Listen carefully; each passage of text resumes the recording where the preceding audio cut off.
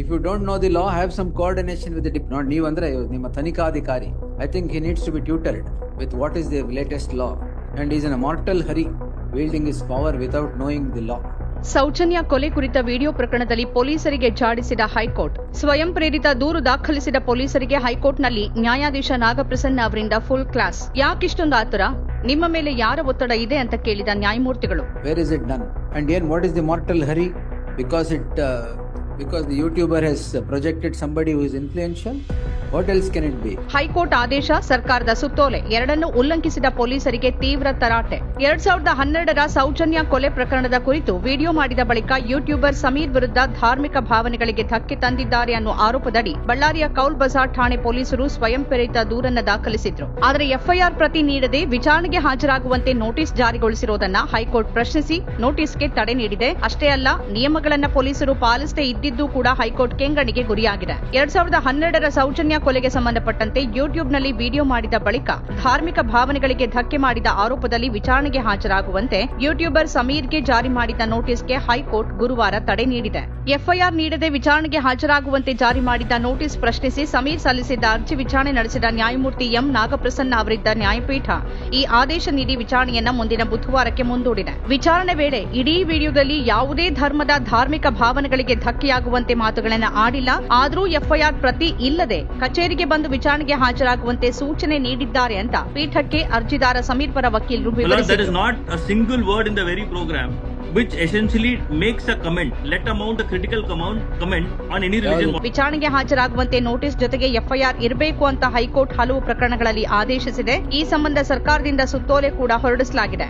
ಅಲ್ಲದೆ ದೂರು ಯಾರು ನೀಡಿದ್ದಾರೆ ಅನ್ನೋದೇ ಗೊತ್ತಿಲ್ಲ, ಆದರೂ ನೋಟಿಸ್ ನೀಡೋದಕ್ಕೆ ಹೇಗೆ ಸಾಧ್ಯ ಅಂತ ಹೈಕೋರ್ಟ್ ಪ್ರಶ್ನಿಸಿತು. ಇದಕ್ಕೆ ಸರ್ಕಾರದ ಪರ ವಕೀಲರು ಅರ್ಜಿದಾರರನ್ನ ಬಂಧಿಸಿಲ್ಲ ಅಂತ ತಿಳಿಸಿದ್ರು. ಇದಕ್ಕೆ ನ್ಯಾಯಪೀಠ ನೋಟಿಸ್ ಜಾರಿ ಮಾಡಿದ್ದು ಹಾಜರಾಗದೇ ಇದ್ರೆ ಪೊಲೀಸರ ಮುಂದಿನ ನಡೆ ಬಂಧನವೇ ಆಗ್ತಾ ಇತ್ತು.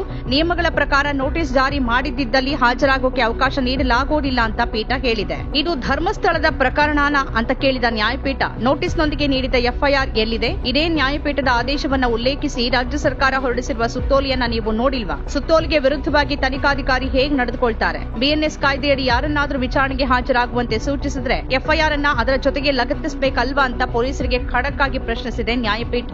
ಇದರಲ್ಲಿ ಅಂತಹ ತುರ್ತೇನಿತ್ತು? ವಿಡಿಯೋಗಳಲ್ಲಿ ಪ್ರಭಾವಿಗಳನ್ನ ಬಿಂಬಿಸಲಾಗಿದೆ ಅಂತ ಅರ್ಜಿದಾರರನ್ನ ವಿಚಾರಣೆಗೆ ಹಾಜರಾಗುವಂತೆ ನೋಟಿಸ್ ಅನ್ನ ಕೊಟ್ಟಿದ್ದೀರಾ ಅಂತ ತನಿಖಾಧಿಕಾರಿಯನ್ನ ನ್ಯಾಯಪೀಠ ತೀವ್ರ ತರಾಟೆಗೆ ತೆಗೆದುಕೊಳ್ತು. ನೋಟಿಸ್ ಜೊತೆ ಎಫ್ಐಆರ್ ನೀಡೋದು ಕಡ್ಡಾಯ ಅಲ್ವಾ? ನಿಮ್ಗೇನಾದ್ರೂ ಒತ್ತಡ ಇತ್ತಾ? ನೋಟಿಸ್ ಕೊಡೋದಕ್ಕೆ ರಾತ್ರಿ ಹೊತ್ತೇ ಹೋಗಬೇಕಿತ್ತ? ಸುತ್ತೋಲೆಯಲ್ಲಿದ್ದ ನಿಯಮ ಪಾಲನೆ ಮಾಡದೆ ನೋಟಿಸ್ ಕೊಟ್ಟಿದ್ಯಾಕೆ ಅಂತ ಪ್ರಶ್ನಿಸಿದ ಹೈಕೋರ್ಟ್ ನೋಟಿಸ್ಗೆ ತಡೆ ಕೊಟ್ಟಿದೆ.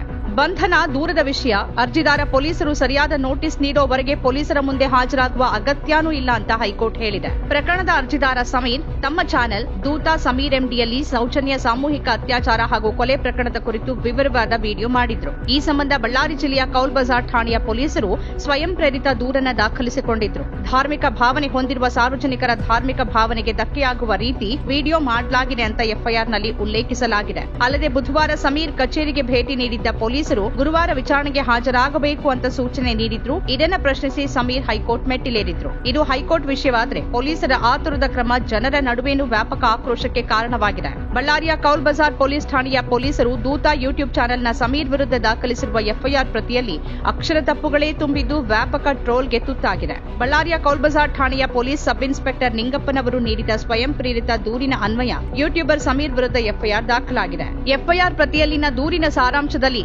ಧರ್ಮಾಧಿಕಾರಿಗೆ ಧರ್ಮಧಾರಿಕಾರಿ, ಕರ್ನಾಟಕಕ್ಕೆ ಕರ್ನಾಟಕ, ಚಾನೆಲ್ನ ಅಂತ, ದಾಖಲುಗೆ ದಾಖಲು ಅಂತ, ಯೂಟ್ಯೂಬ್ಗೆ ಯೂಟ್ಯೂಬ್ ಅಂತ ಉಲ್ಲೇಖಿಸಲಾಗಿದೆ. ಅಲ್ಲದೆ ಕೆಲವೆಡೆ ಬಳಸಿರುವ ಪದದ ಅರ್ಥವನ್ನ ನಿಘಂಟು ಹಿಡ್ಕೊಂಡು ಹುಡುಕಬೇಕಾದ ಪರಿಸ್ಥಿತಿ ಇದೆ ಅಂತ ಹಲವರು ತಮಾಷೆ ಮಾಡಿದ್ದಾರೆ. ಈ ಪ್ರಕರಣ ಕೇವಲ ಒಬ್ಬ ಯೂಟ್ಯೂಬರ್ ವಿರುದ್ಧದ ಕ್ರಮ ಅಲ್ಲ, ಇದು ಕಾನೂನಿನ ದುರುಪಯೋಗ ಅಂತ ಸಾಮಾಜಿಕ ಜಾಲತಾಣಗಳಲ್ಲಿ ಜನ ವಾದಿಸುತ್ತಿದ್ದಾರೆ. ಎಫ್ಐಆರ್ನಲ್ಲಿ ಅಕ್ಷರ ತಪ್ಪುಗಳೇ ತುಂಬಿದ್ದು ಟ್ರೋಲ್ಗೆ ತುತ್ತಾಗಿರೋದೇ ಪೊಲೀಸರ ಉದ್ದೇಶಿತ ಕ್ರಮದ ಬಗ್ಗೆ ದೊಡ್ಡ ಪ್ರಶ್ನೆ ಎತ್ತಿದೆ. ಪೊಲೀಸರು ಕಾನೂನು ನಿಯಮ ಪಾಲನೆ ಮಾಡದೇ ಇದ್ರೆ ಜನ ನ್ಯಾಯ ಪಡೆಯುವ ಭರವಸೆ ಇರೋದು ಹೇಗೆ ಅಂತ ಜನ ಸಾಮಾಜಿಕ ಜಾಲತಾಣಗಳಲ್ಲಿ ಪ್ರಶ್ನಿಸಿದ್ದಾರೆ. ಈ ಪ್ರಕರಣದಲ್ಲಿ ಪೊಲೀಸರು ಕಾನೂನು ಕಾನೂನು ನಿಯಮಗಳನ್ನ ಪಾಲಿಸದೆ ಸೂಕ್ತ ಪ್ರಕ್ರಿಯೆ ಅನುಸರಿಸದೆ ನೋಟಿಸ್ ಕೊಟ್ಟಿರೋದು ಗಂಭೀರ ವಿಷಯವಾಗಿದೆ. ಪೊಲೀಸರ ಮೇಲೆ ಯಾರ ಒತ್ತಡ ಇತ್ತು ಮತ್ತು ಯಾರ ಆದೇಶದ ಮೇಲೆ ನೋಟಿಸ್ ನೀಡಲಾಗಿತ್ತು ಅನ್ನೋದೇ ದೊಡ್ಡ ಪ್ರಶ್ನೆ. ಸಾಮಾನ್ಯವಾಗಿ ಇಂತಹ ಪ್ರಕರಣಗಳಲ್ಲಿ ತೀರಾ ವಿಳಂಬ ನೀತಿ ಅನುಸರಿಸುವ ಪೊಲೀಸರು ಈ ಪ್ರಕರಣದಲ್ಲಿ ಇಷ್ಟು ಆತರ ಯಾಕೆ ತೋರಿಸಿದ್ರು? ಎಫ್ಐಆರ್ ಪ್ರತಿಯಲ್ಲಿನ ಅಕ್ಷರ ತಪ್ಪುಗಳು, ದೂರಿನಲ್ಲಿನ ತಾರ್ಕಿಕ ತಪ್ಪುಗಳು, ದೂರುದಾರನ ಮಾಹಿತಿ ಸ್ಪಷ್ಟವಾಗದೇ ಇರುವುದು ಕೂಡ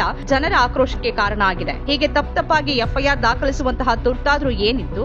ದೂರು ನೀಡಿದ ವ್ಯಕ್ತಿಯ ಪರಿಚಯ ಇಲ್ಲದೆ ಪೊಲೀಸರು ಸ್ವಯಂ ಪ್ರೇರಿತ ದೂರನ್ನ ದಾಖಲಿಸಿ ತಪ್ಪುಗಳೇ ತುಂಬಿರುವ ಎಫ್ಐಆರ್ ದಾಖಲಿಸಿರೋದರ ಅರ್ಥ ಏನು? ಹೈಕೋರ್ಟ್ ಸ್ಪಷ್ಟವಾಗಿ ನೋಟಿಸ್ ಜೊತೆಗೆ ಎಫ್ಐಆರ್ ಇರಬೇಕು ಅಂತ ಹೇಳಿದ್ದು ಪೊಲೀಸರು ಕಾನೂನು ಪ್ರಕ್ರಿಯೆ ಉಲ್ಲಂಘಿಸಿದ್ದು ಕಾನೂನು ಬಾಹಿರ ಕೃತ್ಯ ಅಲ್ವಾ? ಪತ್ರಕರ್ತರು ಮತ್ತು ಯೂಟ್ಯೂಬರ್ಗಳ ವಿರುದ್ಧ ಸದಾ ಧ್ವನಿ ಅಡಗಿಸುವ ಈ ರೀತಿಯ ಕ್ರಮಗಳು ಅಭಿವ್ಯಕ್ತಿ ಸ್ವಾತಂತ್ರ್ಯವನ್ನ ನಿಗ್ರಹಿಸುವ ಹುನ್ನಾರ ಅಲ್ವಾ?